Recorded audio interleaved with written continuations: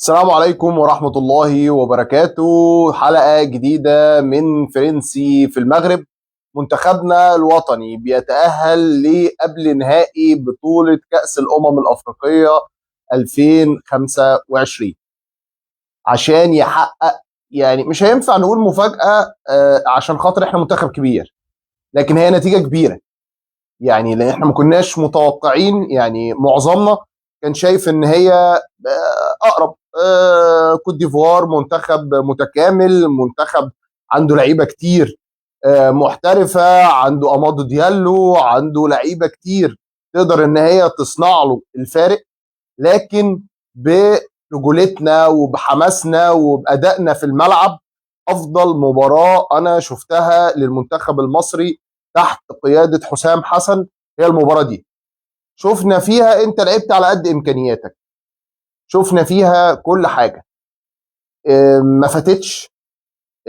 لعبت على التحولات، قفلت دفاعك كويس، ولعبت على الهجمات المرتده، قدرت ان انت تستغلها، سجلت من انصاف الفرص.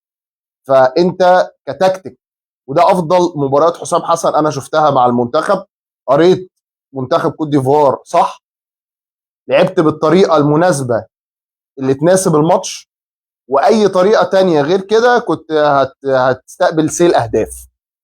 ف ولولا كمان ان احنا عندنا اخطاء في التمركز في الضربات الركنيه، كان هيبقى النتيجه احسن بكتير. كمان كان ممكن نلاقي النتيجه دي 3-0. تعالوا نستعرض كده مع بعض كده، نشوف احنا بدأنا ازاي.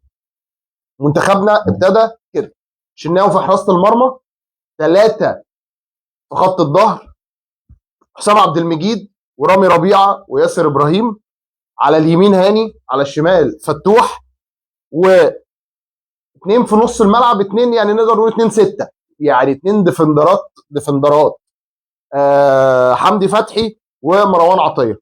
قدامهم الجوكر امام عاشور، والراجل ده يعني انا شايف ان هو من نجوم الماتش. طبعا هو نجم الماتش الاوحد في وجهه نظري، اللي يعني فرق معانا وادالنا الادفانتج جدا هو عمر مرموش.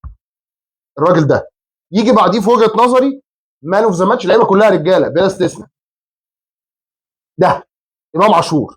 الراجل ده كان ليه دور كبير قوي في التكتيك اللي احنا لعبنا بيه. الراجل ده كان بيهد، الراجل ده مالي المساحه دي، ما بيخليش الفرقه تطلع مستريح بالكوره، يعني ما بيخليش كوت ديفوار عارفه تطلع تحضر صح. ف وعمل مجهود بدني رهيب، يعني ده لو كمان هو فنيا مكتمل امام عاشور كنا بقينا في حته تانية. لكن شابوه للراجل ده، امام عاشور ليه دور كبير قوي. طبعا ثلاثي الدفاع رجاله، هاني وفتوح كويسين دفاعيا، طبعا ما ظهروش هجوميا لكن ده اللي كان مطلوب منهم. الاثنين بتوع نص الملعب ادوا دور كبير جدا في اغلاق المساحات وتضييق المساحات جامد في نص الملعب، سواء حمدي فتحي او مروان عطيه. امام عاشور طبعا اتكلمت عليه حدث ولا حرج. والنهارده اللي فرق معانا جدا هو مرموش. صلاح برضو على قد سنه، على قد الكلام ده كله، بيدي لك سرو كويس، قدر ان هو يفنش بصوره كويسه قوي في الكوره. الجون الثالث اللي عملها له بالعرض بالوش بوش رجل الخارجي امام عاشور، طبعا كان من قبليها سرو عظمه العظمه من رامي ربيعه عشان يترجمها في الاخر الهدف الثالث لينا. عايز اقول ان انا كنت يعني ما كنتش متفائل بالماتش، لكن يعني عمرو عاطف راجل يعني قال لي، كلمني قبل الماتش وقال لي احنا هنكسب، واتصل بيا بعد الماتش وقال لي شفت. قلت له انت صح. ممدوح، ممدوح اخويا. لا خلاص ما بوظش اللايف خلاص.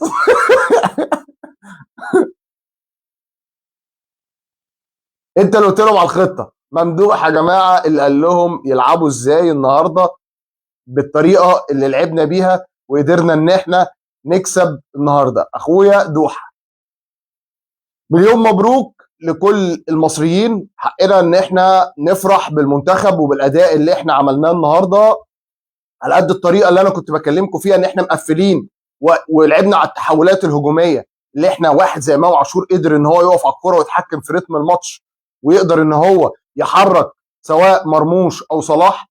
فشابوه، انت لعبت على قد امكانياتك، قدرت ان انت تسجل 3 اهداف كاملين. هيبقى عندنا ماتش صعب مع السنغال، ولو ان انا بالاداء اللي انا شفته النهارده احنا لو لعبنا بنفس المستوى ده قدام السنغال احنا باذن الله في النهائي، مش صعبه خالص.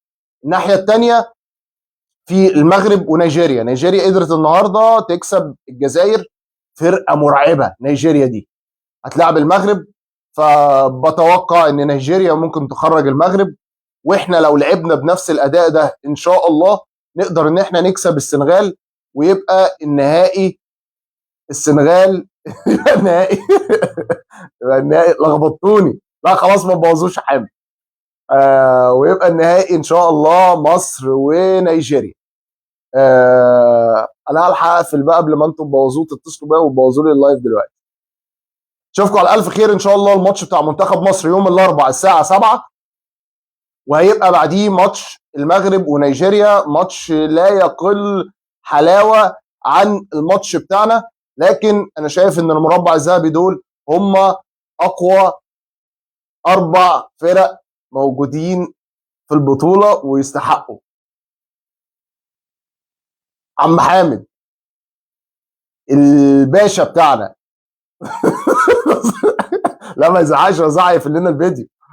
يلا اشوفكم على الف خير ان شاء الله بعد مباراه مصر، وباذن الله اللي جايه مباراه مصر والسنغال، وباذن الله يبقى منتخبنا في النهائي ان شاء الله. عم وليد نيجيريا ممكن تطلع المغرب ده اكيد.